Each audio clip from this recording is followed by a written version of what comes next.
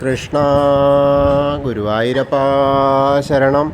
ഗുരുവായൂരപ്പൻ്റെ ഉച്ചപൂജ കളഭാലങ്കാരം കഴിഞ്ഞു, നട തുറന്നു. അപ്പോൾ നമുക്ക് എല്ലാവർക്കും ഗുരുവായൂരപ്പനെ കാണാൻ പോകണ്ടേ? എല്ലാവരും വരൂ കേട്ടോ.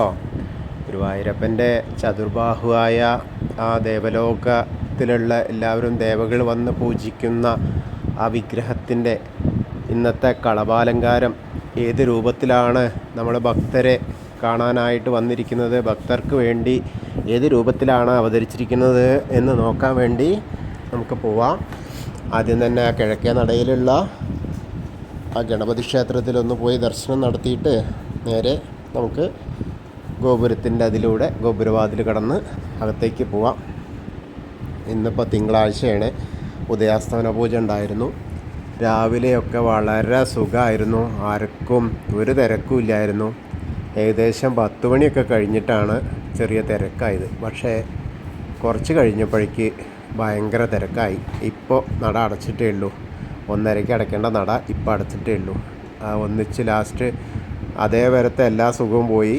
ഒന്നിച്ച് കൊടിമരം വഴി ആളെ വിടേണ്ട അവസ്ഥ വന്നു. അത്രയും നല്ല തിരക്ക്. 1:30-ക്ക് അടയ്ക്കും എന്നൊക്കെ പറഞ്ഞു 11 മണിക്ക് ക്ലോസ് ചെയ്ത് അത് അത്ര സമയം വരെ നിന്നു. എന്തായാലും നമുക്ക് തൊഴാൻ പോവാം. നമ്മൾ ആദ്യം തന്നെ ആ വാതിൽപ്പടി കയറുകയാണ്. വാതിൽപ്പടി കയറുമ്പോൾ ഗുരുവായൂരപ്പൻ്റെ ശ്രീലകത്തേക്ക് ഇങ്ങനെ നോക്കുമ്പോൾ ആ ശ്രീലകത്തെ ആ സ്വർണ്ണ വിളക്കിൽ നിന്നുള്ള ആ പ്രകാശധാര നമ്മളിലേക്ക് എത്തുകയാണ്. നമ്മുടെ കണ്ണിലേക്ക് അതിങ്ങനെ അടിക്കുമ്പോൾ ഒരു വല്ലാത്ത അനുഭൂതിയാണ്. കാരണം ഗുരുവായൂരപ്പൻ നേരിട്ട് നമ്മിലേക്ക് എത്തുന്ന ആ പ്രതീതിയാണ് ആ വിളക്കിൻ്റെ നാളം നമ്മളിലേക്ക് എത്തുമ്പോഴേ. അങ്ങനെ നോക്കിയിട്ട് ഇടത്തെ സൈഡിലുള്ള നാരായണീയം എഴുതിയ മേൽപ്പത്തൂരിനെ ഒന്ന് സ്മരിക്കുക. അതുപോലെ വലതേ വശത്തെ ആ തൂണൊന്ന് നോക്കിയിട്ട് നരസിംഹാവതാരം കാണിച്ചു കൊടുത്ത ആ തൂണൊന്ന് നോക്കിയിട്ട് തൊഴുക. അങ്ങനെ തൊഴുത് നേരെ നമ്മളിങ്ങനെ അകത്തേക്ക് നോക്കുകയാണ്. അപ്പോൾ അകത്തേക്ക് നോക്കുമ്പോൾ വളരെ വ്യത്യസ്തമായ കാഴ്ചയാണ് ഇന്നത്തെ കാഴ്ച കാണുന്നത്. കാൽത്തളകളൊക്കെ ഇട്ടിട്ടുണ്ട്, പട്ടൊക്കെ ഞൊറിഞ്ഞെടുത്ത് നല്ല ഒരു രാജകീയ പ്രൗഢിയിലാണ് കാണാനുള്ളത്. അങ്ങനെ അരയിലൊക്കെ ആ കിങ്ങിണി ഇതൊക്കെ ആയിട്ട് ഇങ്ങനെ ഉണ്ട്. മുകളിലേക്ക് ഇങ്ങനെ നോക്കി വരുംതോറും കിരീടമൊക്കെ കാണാണ്ട് ഒരു കയ്യിൽ അമ്പും വില്ലൊക്കെ ഉണ്ട്. ശ്രീരാമചന്ദ്രനായിട്ടാണെന്ന് ഭഗവാൻ ആ ഗുരുവായൂരപ്പൻ്റെ വിഗ്രഹത്തിൽ നിന്ന് അവതാരം ശ്രീരാമചന്ദ്രനായിട്ട് എല്ലാ ഭക്തജനങ്ങളെ അനുഗ്രഹിക്കാനായിട്ടാണ് ഇന്നത്തെ ആ ഒരു കാഴ്ച. ഇന്ന് ഉച്ചപൂജ ഉണ്ടായിരുന്നത് പഴയം സുമേഷോദിക്കനാണ്. അതുപോലെ കളഭാലങ്കാരം ചെയ്തിരിക്കുന്നത് നമ്മുടെ പഴയ മുൻ മേൽശാന്തി പൊട്ടക്കുഴി ശ്രീനാഥ് നമ്പൂതിരിയാണ്. അദ്ദേഹമാണ് ഇന്നത്തെ ആ ശ്രീരാമാവതാരം ആ വിഗ്രഹത്തിൽ ചാർത്തിയിട്ടുള്ളത്. അപ്പോൾ കളഭം കൊണ്ടുള്ള അലങ്കാരം വളരെ വളരെ മനോഹരമായിട്ടുള്ള അലങ്കാരമാണ്. എല്ലാവരും കണ്ടു തൊഴുതോളൂ. രാജകീയ പ്രൗഢിയിൽ ഇങ്ങനെ നിൽക്കുകയാണ് ഭക്തരെ എല്ലാവരും അനുഗ്രഹിക്കാനായിട്ട് ശ്രീരാമചന്ദ്രൻ. അപ്പോൾ അങ്ങനെ കണ്ട് തൊഴുത് എല്ലാവരും പ്രാർത്ഥിച്ചോളൂ. 2 തിരുമുടിമാലകളുണ്ട്, അതുപോലെ 2 ഉണ്ടമാലകളുമുണ്ട്. തെച്ചിയും തുളസിയായിട്ടുള്ള ഒരെണ്ണം, താമരയും തെച്ചിയായിട്ടുള്ള ഒരെണ്ണം. അങ്ങനെ 2 ഉണ്ടമാലകളും 2 തിരുമുടിമാലകളും വെളുത്ത പൂവുണ്ട്. പിന്നെ മുകളിൽ വിധാനമായിട്ട് 4 തുളസിമാലകൾ ഇങ്ങനെ ചാർത്തിയിട്ടുണ്ട്. അമ്പും വില്ലൊക്കെ ആയിട്ട് ഇങ്ങനെ നിൽക്കുകയാണ്. വളരെ മനോഹരമായിട്ടുള്ള അലങ്കാരമാണ്. എല്ലാവരും സോപാനത്തിൽ നിന്നിട്ട് നമ്മളിപ്പോൾ എല്ലാവരും സോപാനപ്പടിയിൽ നിന്നിട്ട് അകത്തേക്ക് ശ്രീലകത്തേക്ക് നോക്കിയിട്ട് നമ്മൾ തൊഴുകയാണ്. അപ്പോൾ ആ ശ്രീരാമചന്ദ്ര സ്വാമീനെ നമ്മൾ കണ്ട് തൊഴുതു. ഇനി നമ്മൾ തിരിച്ചിറങ്ങുകയാണ്. അങ്ങനെ ഇറങ്ങുമ്പോൾ തിടപ്പള്ളിയിലേക്കൊന്ന് നോക്കിയിട്ട് ഭഗവാന്റെ നേദ്യം തയ്യാറാക്കുന്ന തിടപ്പള്ളി, രാവിലെ ഗണപതി ഹോമം നടത്തുന്ന തിടപ്പള്ളി. അപ്പോൾ അങ്ങനെ അവിടേക്ക് നോക്കിയിട്ട് തൊഴുതു. പിന്നെ ആ അഗ്നികോണിൽ ഒന്ന് നോക്കി തൊഴുതു. പിന്നീട് സപ്തമാതാക്കളെയൊക്കെ ഇങ്ങനെ കണ്ട് നമസ്കരിച്ച് ഇങ്ങനെ വരുമ്പോൾ വിഘ്നേശ്വരൻ്റെ അടുത്ത് വരികയാണ്. വിഘ്നേശ്വരൻ്റെ അടുത്ത് വന്നാലോ വളരെ മനോഹരമായിട്ടുള്ള അലങ്കാരം അവിടെ. കൊമ്പും തുമ്പി കയ്യൊക്കെ ഇട്ട് ചുവന്ന പട്ടൊക്കെ ഇങ്ങനെ ഞൊറിഞ്ഞതായിട്ട് അങ്ങനെ നല്ല രസമായിട്ടുള്ള കാഴ്ചയാണ്. വെളുത്ത പൂവും തുളസിപ്പൂവും താമരപ്പൂവും കൂടിയുള്ള അലങ്കാരമാണ്. നന്നായിട്ടുണ്ട്. ഏകദന്തം മഹാകായം തപ്തകാഞ്ചനസന്നിഭം ലംബോദരം വിശാലാക്ഷം വന്ദേഹം ഗണനായകം. അങ്ങനെ വിഘ്നേശ്വരനെ കണ്ടു, പ്രണമിച്ചു. അതിനുശേഷം സരസ്വതി ദേവീനൊന്ന് നോക്കി തൊഴുതു. സരസ്വതീ നമസ്തുഭ്യം വരദേ കാമരൂപിണി വിദ്യാരംഭം കരിഷ്യാമി സിദ്ധിർഭവതു മേ സദാ. അങ്ങനെ സരസ്വതി ദേവീനെ കണ്ട് തൊഴുത് നമ്മൾ പതുക്കെ ഇങ്ങനെ വരികയാണ്. പതുക്കെ വരുമ്പോൾ ബാക്കിയുള്ള ആ ചെറിയ ഗണപതിനെ ഒന്ന് കണ്ടു തൊഴാം. അതുപോലെ മത്സ്യം, കൂർമ്മം, വരാഹം, നരസിംഹം വരെയുള്ള രൂപങ്ങൾ കണ്ട് തൊഴുത് മേൽശാന്തിയുടെ അവിടെ വന്നാൽ ശ്രീനാഥോദിക്കൻ അവിടെ അങ്ങനെ ഇരിക്കുന്നുണ്ട്. അപ്പോൾ അവിടുന്ന് എല്ലാവർക്കും അർച്ചന പ്രസാദം വാങ്ങാം. അർച്ചന പ്രസാദം വാങ്ങിയിട്ട് അതിന് ശേഷം തൊട്ട് തൊഴുത് നേരെ ബാക്കി വാമന വിഗ്രഹം കാണാം, വാമനാവതാര മൂർത്തിയെ കാണാം. അതുപോലെ അതും കഴിഞ്ഞ് നേരെ നോക്കാം നമുക്ക് അങ്ങനെ ഗജേന്ദ്രമോക്ഷം കാണാം. ഗജേന്ദ്രമോക്ഷവും അതുപോലെ വിഷ്ണു ഗരുഡൻ്റെ പുറത്തിങ്ങനെ ഇരിക്കുന്ന ആ ഒരു കാഴ്ചയും കാണാം. അതിന് ശേഷം നേരെ നമ്മുടെ അനന്തപത്മനാഭസ്വാമീനെ കണ്ടു തൊഴാം. അവിടെ നിന്ന് യാതൊരുവിധ അലങ്കാരങ്ങളും ഇല്ല കേട്ടോ. എല്ലാ അലങ്കാരങ്ങളും എടുത്ത് മാറ്റിയിരുന്നു. എന്നാലും നമ്മൾ നന്നായിട്ട് കണ്ടു തൊഴാം. അത് കഴിഞ്ഞ് നേരെ പുറകുവശത്തേക്ക് ഇങ്ങോട്ട് പോന്ന അവിടെ നിന്ന് നമസ്കരിക്കുക, സാഷ്ടാംഗം നമസ്കരിക്കുക. അതിനുശേഷം നമ്മൾ വീണ്ടും ഇങ്ങോട്ട് കയറി വരുമ്പോൾ ആ ശ്രീരാമചന്ദ്രൻ, അകത്തും ശ്രീരാമചന്ദ്രൻ, പുറത്തും ശ്രീരാമചന്ദ്രൻ. അപ്പോൾ കണ്ട് തൊഴാം. അങ്ങനെ ഭാർഗവരാമനും അതുപോലെ ബലരാമനും ഒക്കെ, കൃഷ്ണനും കൽക്കിയും എല്ലാവരും ഉണ്ട്. അവരെയൊക്കെ കണ്ട് തൊഴുത്, ആ മുരുകനെയൊക്കെ കണ്ട് തൊഴുത് നേരെ നമ്മൾ ഹനുമാൻ സ്വാമിയുടെ അടുത്ത് വരും.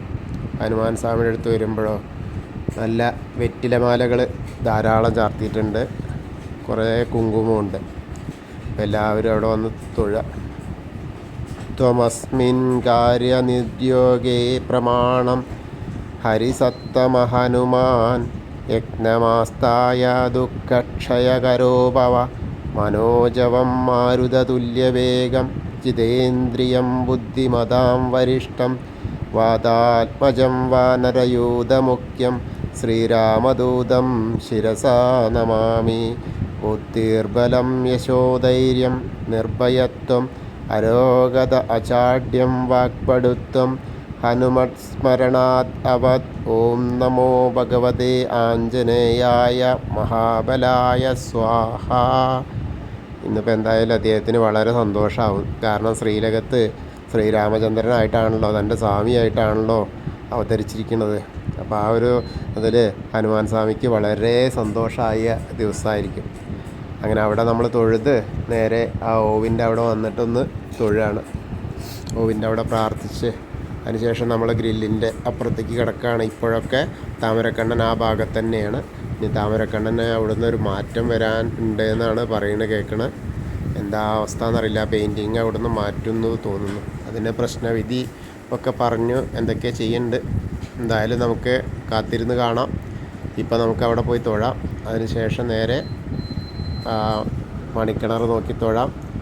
അതേപോലെ നൃത്താറയിലേക്ക് നോക്കിയിട്ട് നമ്മുടെ പൊന്നുണ്ണി നൃത്തം ചെയ്യുന്നതായിട്ട് ഇങ്ങനെ കരുതി നൃത്താറയിലേക്ക് നോക്കി തൊഴുക. അതിന് ശേഷം നേരെ ഇങ്ങനെ പുറത്തേക്ക് വരുമ്പോൾ കുറൂരമ്മേനെയും നാരദരെയും കൃഷ്ണാട്ടരൂപവും വസുദേവരെയൊക്കെ കണ്ട് തൊഴുത് വടക്കേ നടയിലൂടെ പുറത്ത് വരാം.